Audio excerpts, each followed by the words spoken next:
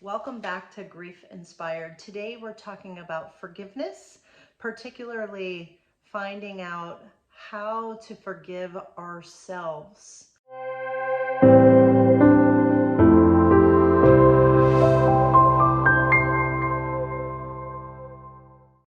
And this is in response to a comment that came in on one of my videos. I often encourage you all to share what's going on with you. And I like to do some Q&As where I answer some of your questions specifically in videos, and really know that any question that you have, likely other people will have. So please continue to share with me your questions, and I will do my best to continue to answer them. But today's question is about forgiveness.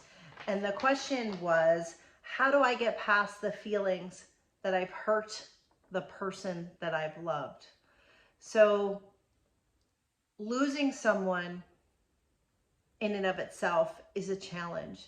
But when we feel responsible that we've done something, that we've hurt them more, potentially causing what we think is their death, we can really get crippled, and we can feel very responsible and not know how to move past this. So I wanted to share a little bit of what she's commented.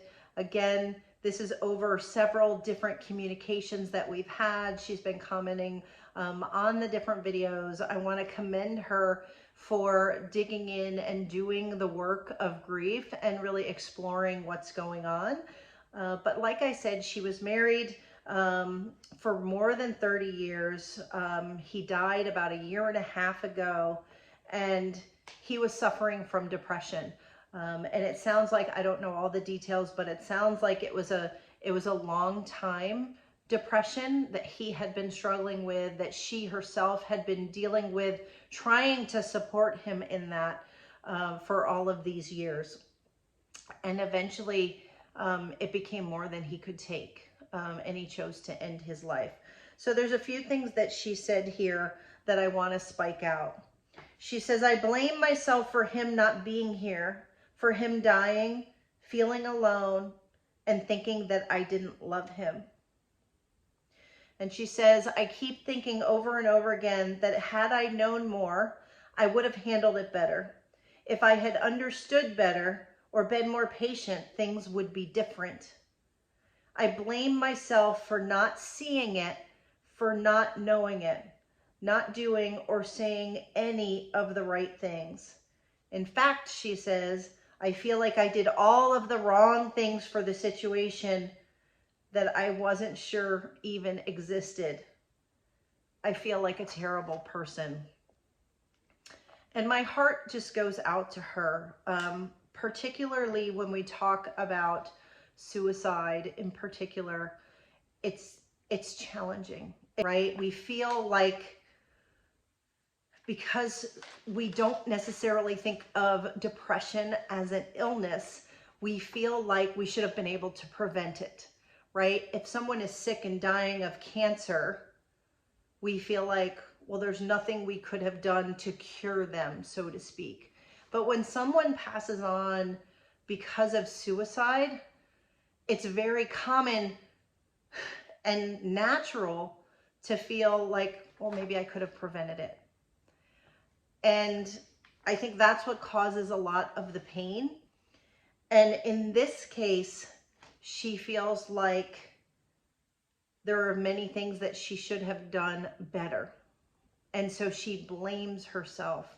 And when we're talking about forgiveness, forgiveness is required when we feel guilty. So if we feel guilty about something, we either ask someone else for forgiveness, or we need to forgive ourselves. And in this case, she's grappling with, how do I forgive myself for doing the wrong things, for not knowing that he was as bad as he was, right? Had she known, he had been suffering for years, but had she known he was on the precipice of taking his own life, she feels like she would have intervened more, and she would have wanted to do things differently.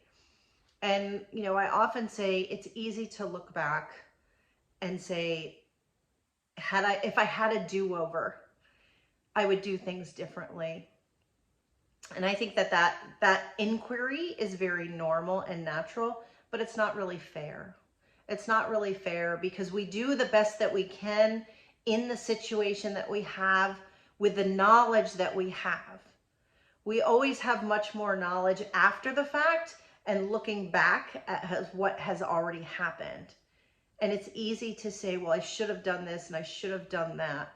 But that's not really fair because in the moment, you just don't know when you're in a particular situation.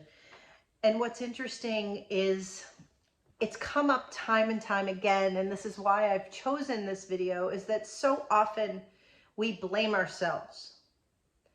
And we spend so much time and effort beating ourselves up, not being able to forgive myself. How can I forgive myself for making wrong choices? How can I forgive myself for, in this case, she feels like she hurt him. And maybe she did, and maybe she didn't. But the reality is that that's not going to change the outcome. So she's in a situation now where she's suffering. And I asked her a question because she just said, I can't let go. I can't let go. I can't forgive myself. And I find it so interesting because we have such a hard time with this, right? We can forgive other people in life, but yet we can't forgive ourselves. And we're often harder on ourselves, aren't we, than we are on other people. So that's why my courses, a lot of times I say, what would you tell a friend? Right? If you were talking to yourself and as if you were a friend, what would you say? And then I asked her this question. I said, what is the benefit to you of not forgiving yourself? And she says, there is no benefit. I'm just stuck. But I'm going to challenge her on that because there is a benefit. There is a benefit to not letting go, to not surrendering to what is, to not acknowledging that no matter what you do or what you say or how much you beat yourself up, it's not going to change the outcome. And the benefit to not forgiving ourselves is that we get to blame ourselves. We get to beat ourselves up. And the benefit is that we believe that we deserve to suffer. That somehow if we suffer more, and if we keep on suffering and suffer longer, then maybe it'll even the score. And we fundamentally don't believe that we deserve to be happy. And why is this? Why do we spend so much of our lives believing that we don't deserve to be happy? You do deserve to be happy.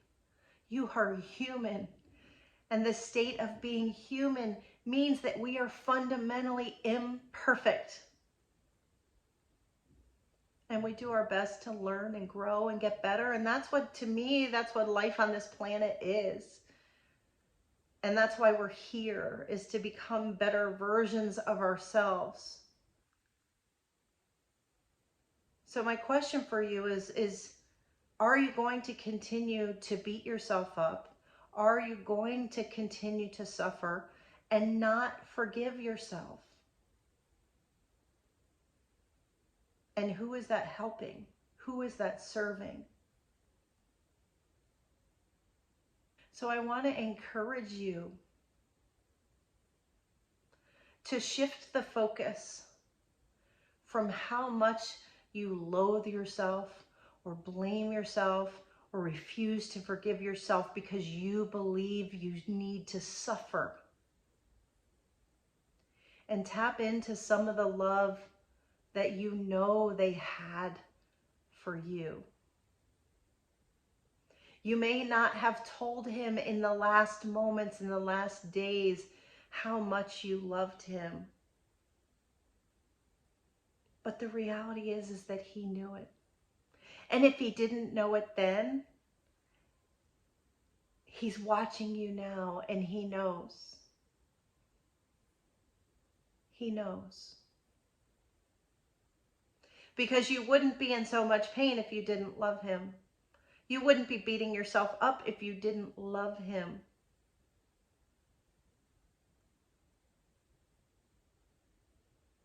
So if you are in a situation where you're saying, how do I get past the feelings that I hurt someone else? The answer is to forgive yourself and to really acknowledge that you're not perfect, that you made mistakes, that you are fallible, just like we all are, just like your loved one was. And that is the human condition. And it doesn't make it easy. That's why I talk a lot about grace and finding grace and asking for grace.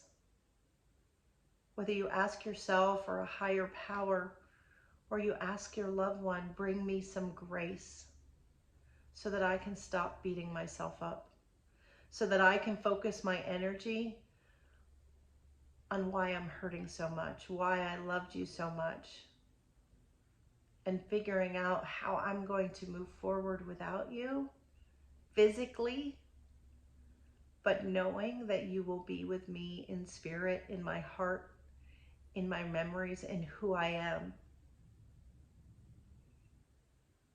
Who they are is enmeshed within you.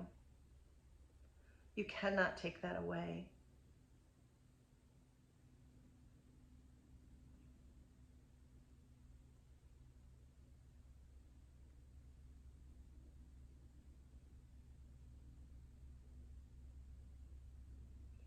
The way you can love them now is to learn how to love yourself and to learn to forgive yourself so that you can keep on living. Keep looking for answers, keep searching for answers, but go gentle on yourself and know that if you keep in the inquiry, that the answers will come.